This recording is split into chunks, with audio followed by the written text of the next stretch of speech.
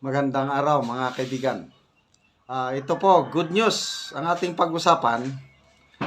Yung mga government officials na inisnab o dinedma yung Senate Committee hearing ni Senator Amy kahapon.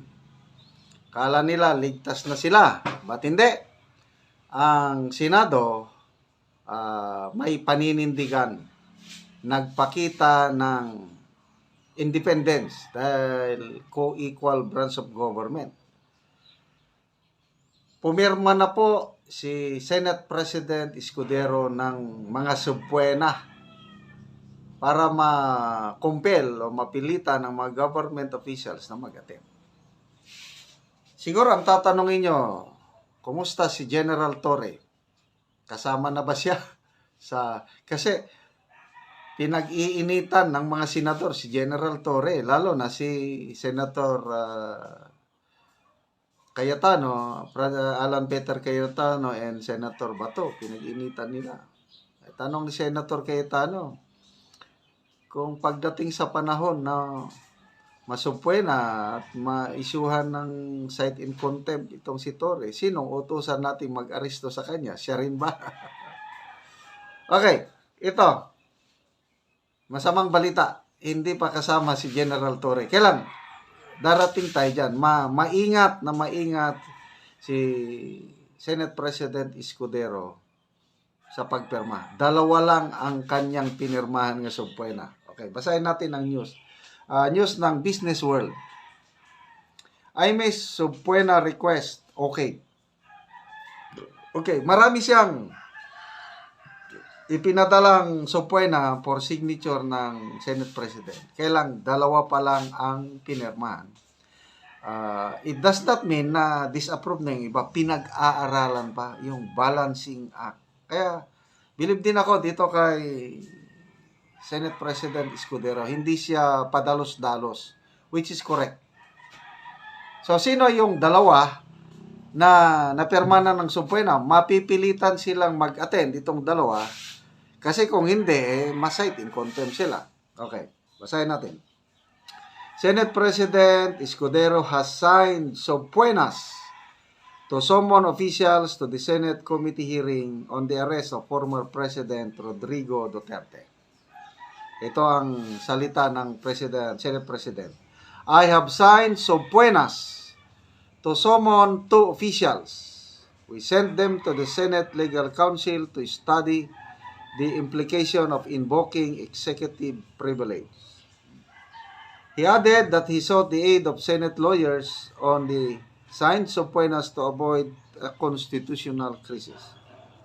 Senator Maria Imelda R. Marcos sought to subpoena the officials after Executive Secretary Lucas Bersamin on Monday invoke executive privilege to officials and cabinet secretaries invited to the Senate committee hearing.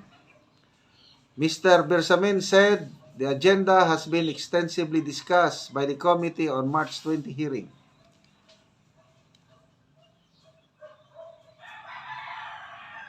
Okay, according to the... Nawala naman ito.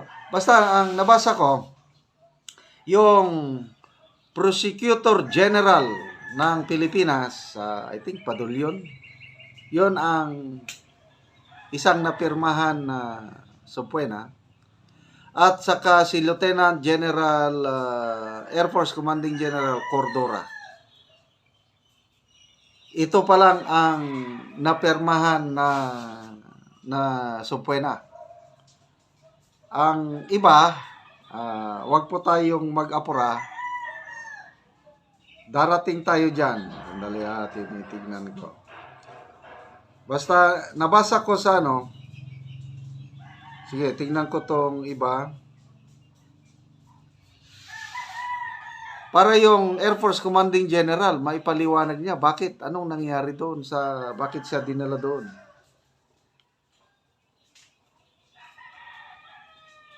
Ito, at di kapihan sa Senado, Escudero revealed he signed the subpoena that Senator Amy Marcos has requested against Lieutenant General Arthur Cordora from the Philippine Air Force, and Prosecutor General Richard Anthony Fadulion from the National Prosecution Service. Imbes na sa USA, Office of the Senate Sergeant at Arms namin pinadala ng Secretary General, pinadala yung aking subpoena sa legal sa Senado para pag-aralan yung epekto nung pag-invoke ng executive privilege kaugnay sa subpoena na napirmahan ko. He noted that there are 2 Supreme Court decisions that upheld the power of the Executive Department to invoke executive privilege not only in answering certain questions but also in their attendance to congressional investigations. Ang huling gusto kong mangyari sa gitna at sa kabila ng napakarami ng kaguluhan sa ating bansa ay dagdagan pa ito sa pamamagitan ng isang constitutional crisis. So, no cabinet officials will present in the no. So, tingnan natin. At least, meron. Malaking papel yung commanding general ng Air Force. Kasi, it's an AFP facility. Bakit ang in charge si General Torre? Kaya, malaking katunungan yun. Pulis yun eh.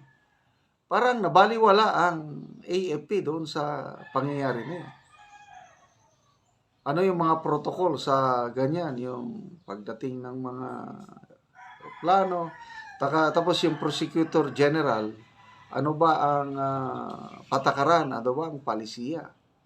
So to me, this is a very good development na sa susunod na hearing, mayroong mag-a-attend itong dalawa, bantay natin. So, huwag kayong mag-alala kasi marami ang nagtatanong, kumusta na si General Torre? Yun ang malaking problema. Kasi kung isumpuena nila si General Torre at hindi mag-attend at isite ng contempt ng Senado, sino ngayon ang huhuli kay General Torre? Baka yun ang gustong iwasan ni Senator Escudero, yung magkaroon ng constitutional crisis na isumpuena mo yung general ng pulis at walang manghuli sa kanya kasi pulis nga siya. Okay. So, sana hindi tayo hantong ng constitutional crisis.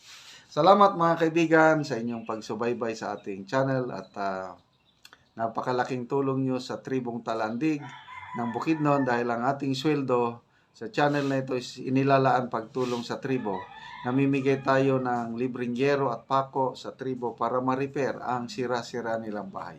Panoorin nyo ang video na ito.